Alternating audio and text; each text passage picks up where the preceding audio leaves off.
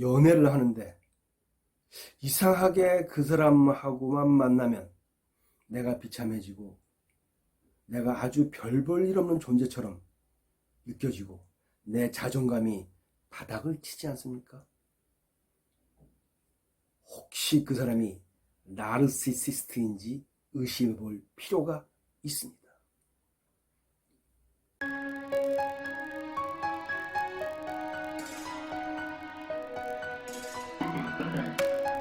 안녕하십니까. 감정노동연구소 그리고 본능대학교 총장 김대흥 인사드립니다. 모든 것을 본능으로 해석하고 본능으로 바라보는 강의 본능대학TV. 오늘은 나르시시스트에 대해서 알아보겠습니다.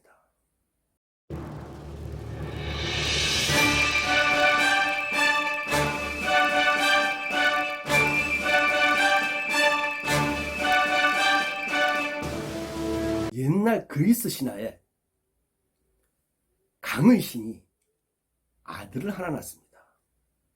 그런데 그 아들이 너무나 잘생겨서 신탁을 하게 되죠. 즉 점쟁이한테 이 아이의 미래를 물어보게 되는 겁니다. 그랬더니 신탁이 어떻게 나왔느냐. 이 아이는 굉장히 대성한 아이인데 단 하나, 이 아이가 자기 얼굴을 보지 못하게 하십시오. 그러면 이 아이는 죽습니다. 이렇게 이야기하는 거예요. 그래서 주변에 거울도 다 치웠는데 문제는 뭐냐면 바로 호수나 연못이나 샘에 있는 물이었습니다. 거기에 자기 얼굴이 비쳐 보이니까 그래서 그것을 비쳐 보이지 않기 위해 이 강의 신이 요정들한테 부탁을 합니다.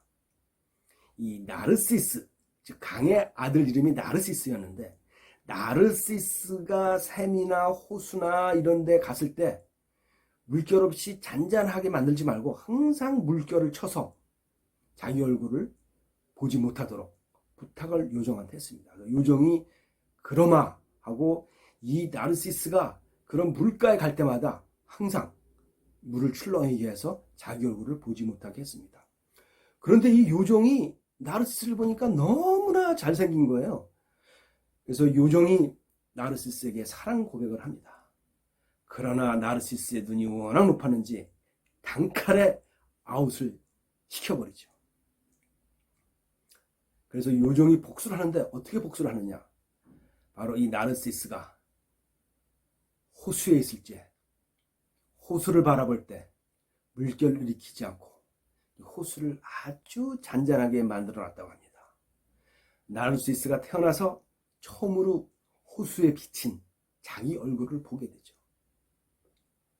너무나 멋지고 아름다운 청년의 얼굴이 거기에 있었던 겁니다. 나르시스가 자기 얼굴에 자기가 반해서 그 얼굴 한참 쳐다보다가 그 얼굴을 잡으려고 물속에 빠져 죽었다는 이야기 아마 들어보셨을 겁니다. 그래서 나온 게 바로 나르시즘이고 그 옆에 피었다는 곳이 바로 수선화입니다. 수선화의 또 다른 이름이 바로 이 나르시스죠.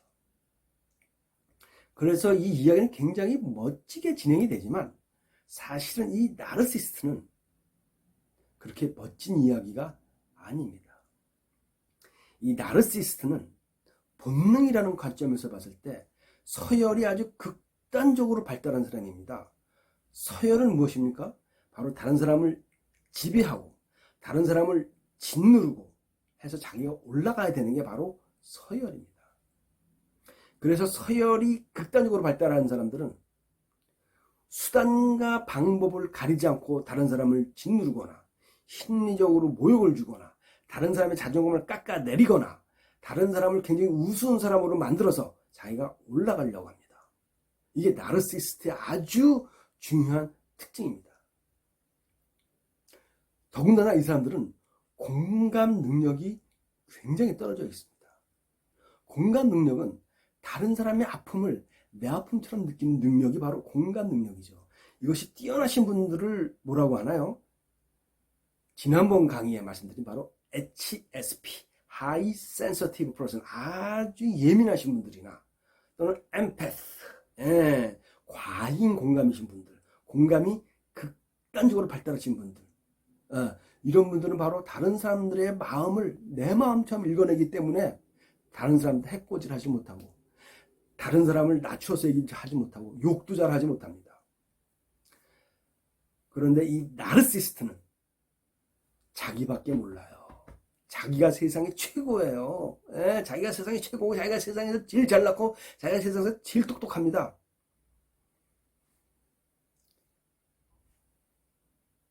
남들은 자기보다 항상 못해야 되기 때문에 항상 무시하고 다른 사람 자존심을 깎아내는 얘기를 하고 그리고 그게 그 사람한테 어떤 상처를 주는지 알지도 못합니다.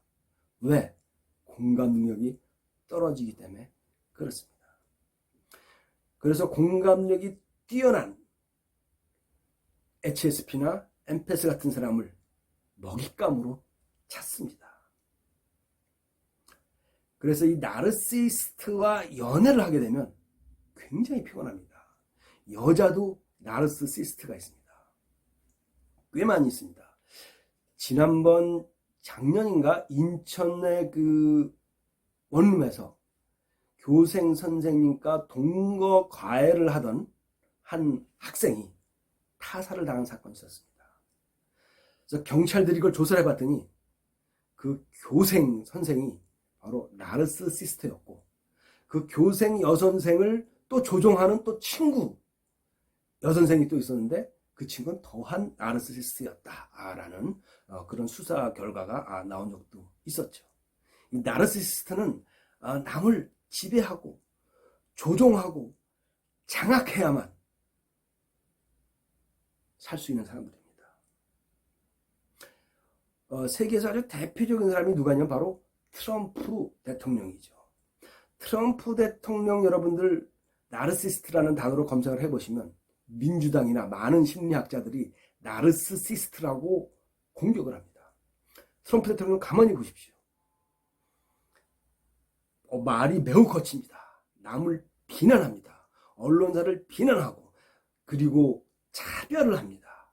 인종차별, 남녀차별, 아주 사정없이 합니다. 그리고 남을 짓누르고 남을 조종하려고 듭니다. 아주 나르시스트의 전형적인 특징이 거기다가 트럼프 대통령은 공감 능력까지 떨어져 있습니다. 그래서 다른 사람이 어떤 상처를 받는지 전혀 느끼지를 못합니다.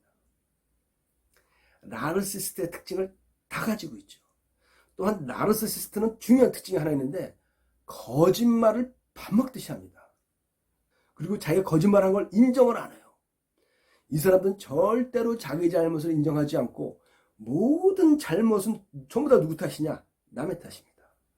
트럼프 대통령 보십시오. 모든 잘못은 다 남의 탓입니다.